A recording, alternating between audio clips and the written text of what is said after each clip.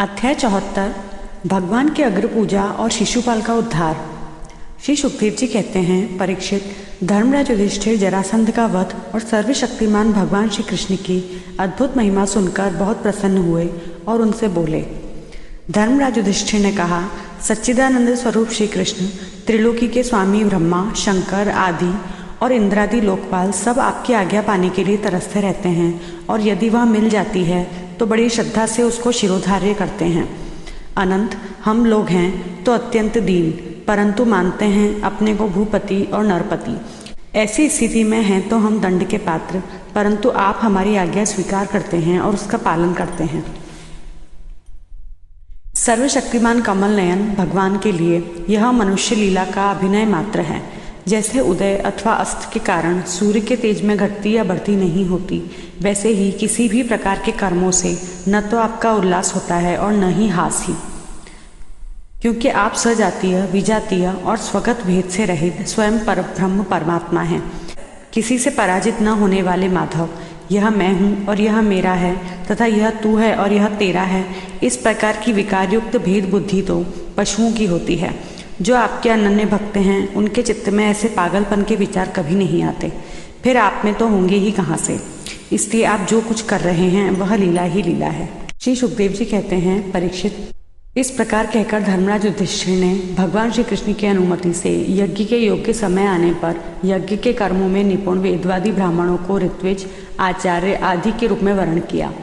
उनके नाम ये हैं: श्री कृष्ण द्वैपायन, व्यासदेव, भारद्वाज, सुमंतु, गौतम, असित, वशिष्ठ, च्यवन, कण्व, मैत्रेय, कवश, त्रित, विश्वामित्र, वामदेव, सुमति, जैमिनी, क्रतु, पैल, पराशर, गर्ग, वैशंपायन, अथर्वा, कश्यप, धौम्य, परशुराम, शुक्राचार्य, आसुरी, वीतिहोत्र, मधुच्छंदा, वीरसेन और अकृतव्रण।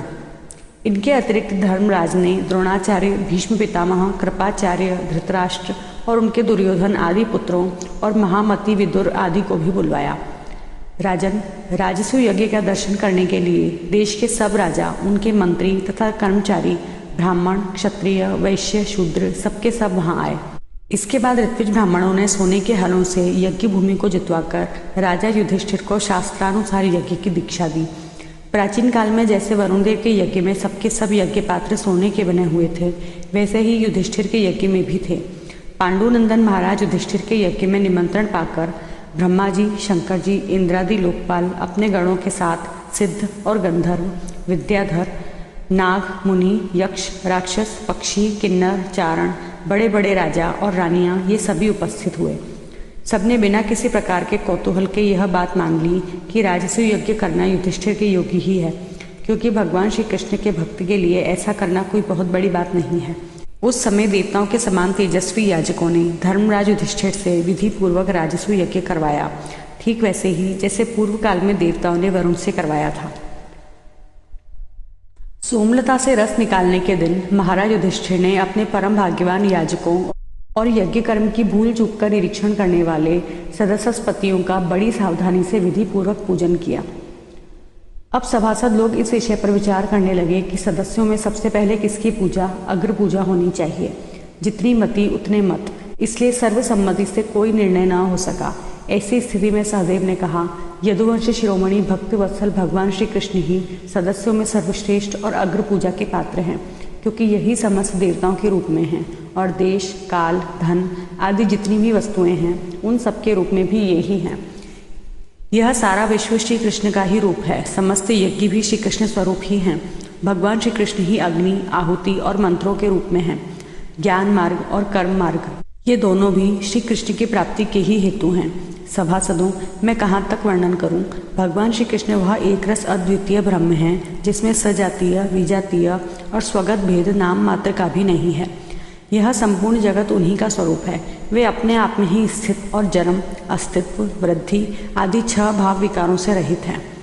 वे अपने आत्मस्वरूप संकल्प से ही जगत की सृष्टि, पालन और संहार करते हैं।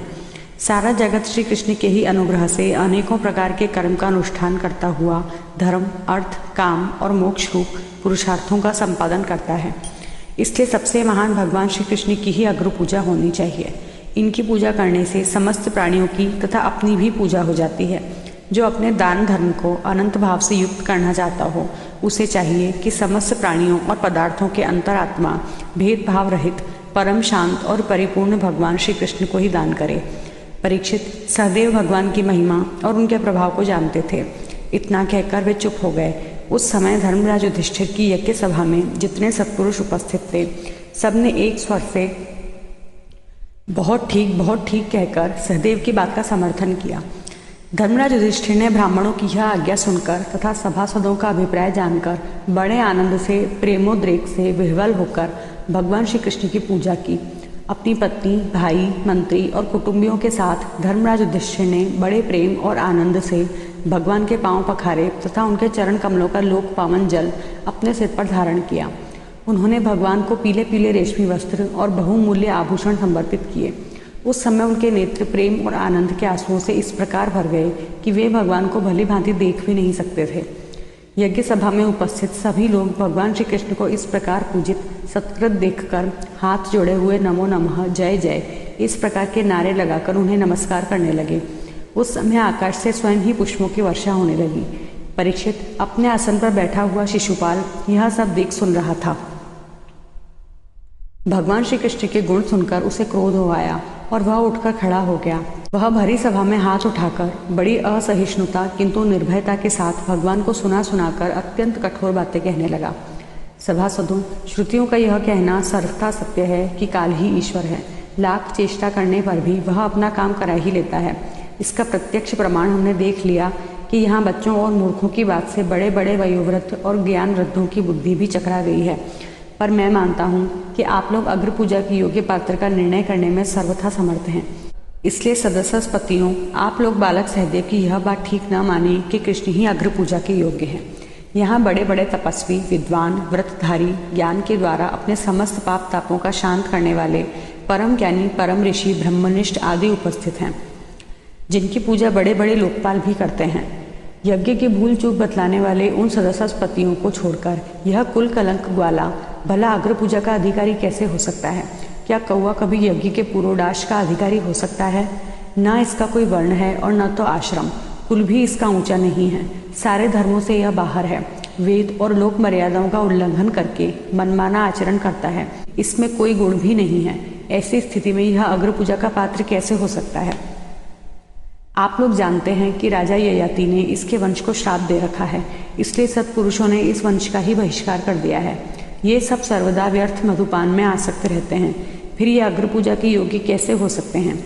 इन सब ने ब्रह्मर्षियों के द्वारा सेवित मथुरा आदि देशों का परित्याग कर दिया और ब्रह्म वर्चस्व के विरोधी समुद्र में किला बनाकर रहने लगे। वहां से जब ये बाहर निकलते हैं तो डाकुओं की तरह सारी प्रजा को सताते हैं। परीक्षित, सच पूछो तो शिशुपाल का सारा शुभ नष्ट हो चुका था। इसी से उसने और भी बहुत सी कड़ी कड़ी बातें भगवान श्री कृष्ण को सुनाई। परंतु जैसे सिंह कभी सियार की हुआ पर ध्यान नहीं देता, वैसे ही भगवान श्री कृष्ण चुप रहे। उन्होंने उसकी बातों का कुछ भी उत्तर न दिया। परंतु सभासदों के लिए भगवान की निंदा सुनना असह्य था। उनमें से कई अपने अपने कान बंद करके क्रोध से शिशुपाल को गाली देते हुए बाहर चले गए। परीक्षित, जो भगवान की या भगवत परायण भक्तों की निंदा सुनकर वहां से हट नहीं जाता, वह अपने शुभ कर्मों से च्युत हो जाता है और उसकी अधोगति होती है। परीक्षित, अब शिशुपाल को मार डालने के लिए पांडव, मत्स्य, केकय और संजय वंशी नरपति क्रोधित होकर हाथों में हथियार ले उठ खड़े हुए। परंतु शिशुपाल को इससे कोई घबराहट न हुई। उसने बिना किसी प्रकार का आगा पीछा सोचे अपनी ढाल तलवार उठा ली और वह भरी सभा में श्री कृष्ण के पक्षपाती राजाओं को ललकारने लगा। उन लोगों को लड़ते झगड़ते देख भगवान श्री कृष्ण उठ खड़े हुए। उन्होंने अपने पक्षपाती राजाओं को शांत किया और स्वयं क्रोध करके अपने ऊपर झपटते हुए शिशुपाल का सिर छुरे के समान तीखी धार वाले चक्र से काट दिया। शिशुपाल के मारे जाने पर वहां बड़ा कोलाहल मच गया। उसके अनुयायी नरपति अपने अपने प्राण बचाने के लिए वहां से भाग खड़े हुए। जैसे आकाश से गिरा हुआ लूक धरती में समा जाता है, वैसे ही सब प्राणियों के देखते देखते शिशुपाल के शरीर से एक ज्योति निकलकर भगवान श्री कृष्ण में ही समा गई। परीक्षित, शिशुपाल के अंतःकरण में लगातार 3 जन्म से वैर भाव की अभिवृद्धि हो रही थी और इस प्रकार वैर भाव से ही सही ध्यान करते करते वह तन्मय हो गया, पार्षद हो गया। सच है, मृत्यु के बाद होने वाली गति में भाव ही कारण है। शिशुपाल की सद्गति होने के बाद चक्रवर्ती धर्मराज युधिष्ठिर ने सदस्यों और ऋत्विजों को पुष्कल दक्षिणा दी तथा सबका सत्कार करके विधि पूर्वक यज्ञांत स्नान अवभृत स्नान किया। परीक्षित, इस प्रकार योगेश्वरेश्वर भगवान श्री कृष्ण ने धर्मराज युधिष्ठिर का राजसूय यज्ञ पूर्ण किया और अपने सगे संबंधी और सुहृदों की प्रार्थना से कुछ महीनों तक वहीं रहे।